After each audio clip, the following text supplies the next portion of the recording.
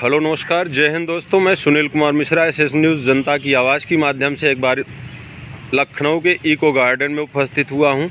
अपने भाइयों के लिए उत्तर प्रदेश पुलिस भर्ती 2009-10 के अभ्यर्थियों के लिए आवाज़ उठाने के संदर्भ में मैं इको गार्डन आ चुका हूं। मैं यहां आया दोस्तों, आज देख रहा हूं, कल इनकी संख्या लगभग 50-55 के समथिंग में थी, बट आज ये गिने चुने लोग रह गए हैं। आखिर क्या कारण है, क्या रीज़न है, आप देख सकते हो हमारे वीडियो के माध्यम से।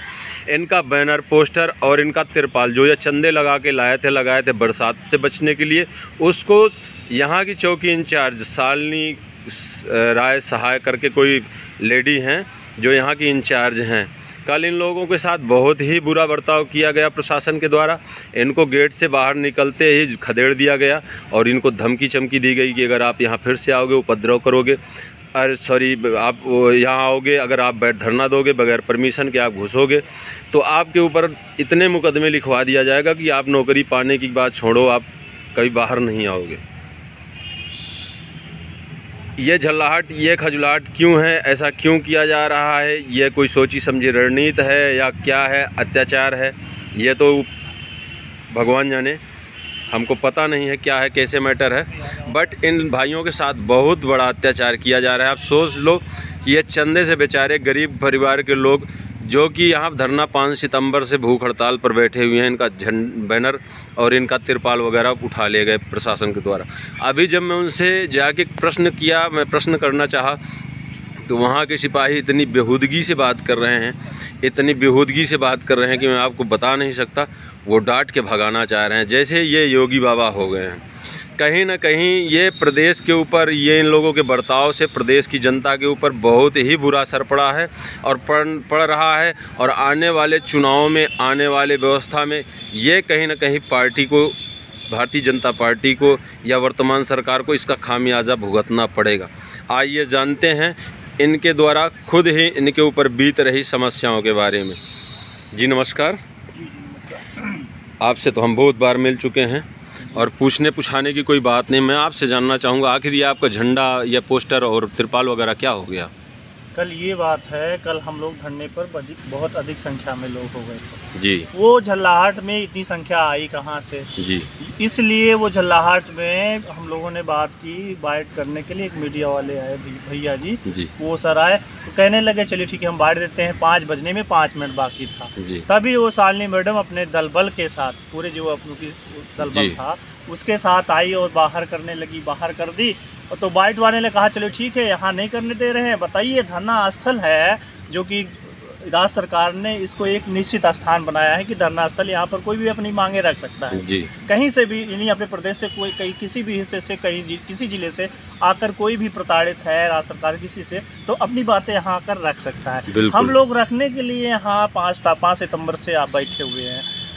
वो मीडिया कर्मी आए भैया, तो हम लोगों ने सोचा सर कि अपनी बात उनके सामने रखा जाए, रखने की कोशिश की। उन्होंने बाहर किया, बाहर का हम लोगों ने सोचा, मीडिया वाले वो सर ने कहा चलिए ठीक है यहाँ नहीं करने दे रहे हैं, चलिए हम वोट पात पे कर लेंगे जी, कर लेते हैं। वहाँ हम लोगों ने, वहाँ पर इन्होंने इतना अभद्र रूप धारण करके, ये शालिनी मैम जो हैं यहाँ की इंचार्ज, उन्होंने कहा यहाँ से चले जाओ।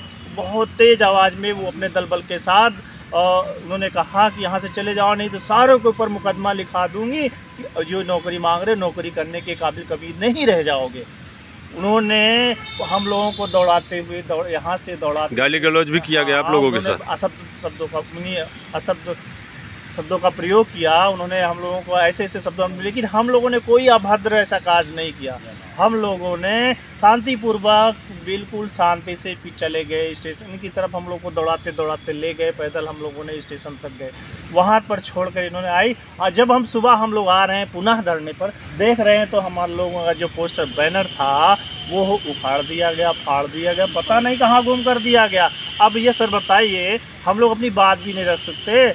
अब बताइए, हम लोग इस राज्य के निवासी हैं, इसी प्रदेश के निवासी हैं, हम बताइए अपनी बात भी नहीं रख सकते। बताइए अब हम लोग कहाँ जाएं सर, अब क्या करें? अब हम लोगों को सूझ नहीं रहा है, अब हम लोग क्या करें?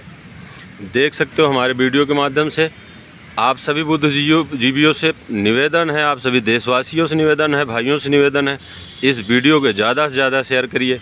ये इनके साथ इतनी बदसलूकी, इतना इनको प्रताड़ित किया जा रहा है सुप्रीम कोर्ट का आर्डर होने के बाद भी ये अपना हक नहीं मांग सकते, इको गार्डन में भी आके अपनी बात नहीं रख सकते, मीडिया के सामने भी ये कोई बात नहीं कर सकते। क्या माना जाए, सरकार का दोष या प्रशासन का दोष? सरकार के हिसाब से चल रही होगी प्रशासन, तभी तो ऐसे कर रही कारनामे। जानना चाहेंगे और भाइयों से और लोगों से कि उनका क्या सोच है, उनकी क्या रुझान है, क्या कहना चाहेंगे जी? नमस्कार, क्या कहना चाहेंगे आप? मैं यही कहना चाहता हूँ, जिम्मेदार अधिकारी तुरंत इसका संज्ञान ले और तुरंत इस पर तुरंत कार्रवाई की जाए। हम लोग के बैनर देख लीजिए पूरा, और तिरपाल जो हम लोग बारिश से बचने के लिए लाए थे वो भी सब उठा ले गए। अब एक बात बताइए, जब आपका सुप्रीम कोर्ट से आर्डर है, आप निवेदन कर रहे हैं, प्रार्थना कर रहे हैं, 5 सितंबर से आप भूख हड़ताल पर बैठे हैं, तो प्रशासन नहीं मान रहा है, तो क्या ये आपकी बात मानेगा कि कार्रवाई की जाएगी इनके ऊपर? बिल्कुल, अगर जिम्मेदार अधिकारी इसको देखेंगे तो जरूर कुछ ना कुछ कार्रवाई होगी।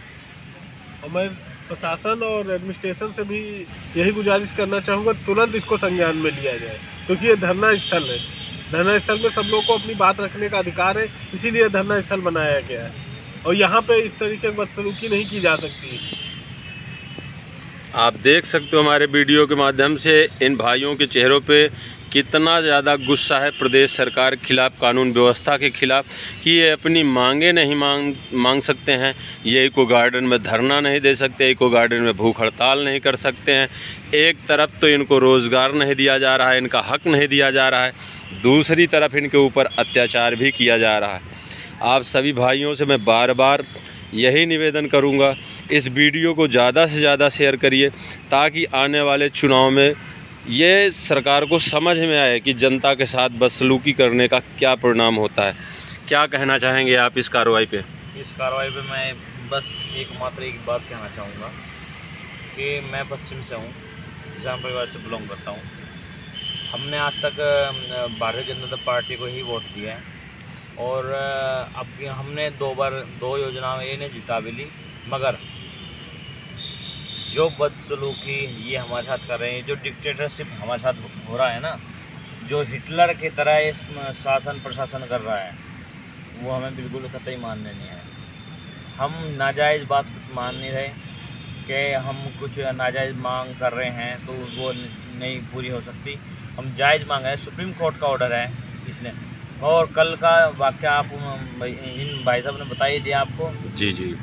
तो जो ये हमारे कल हमें स्टेशन तक दौड़ाया है, पीएससी का ट्रक था, और वे सारे, और ये बोला है कि इधर को फटक मत जाना, और आना तो यहाँ डीएम के आदेश से लेकर आना, नहीं तो यहाँ आना नहीं तो लट्ठों से दही तोड़ देंगे।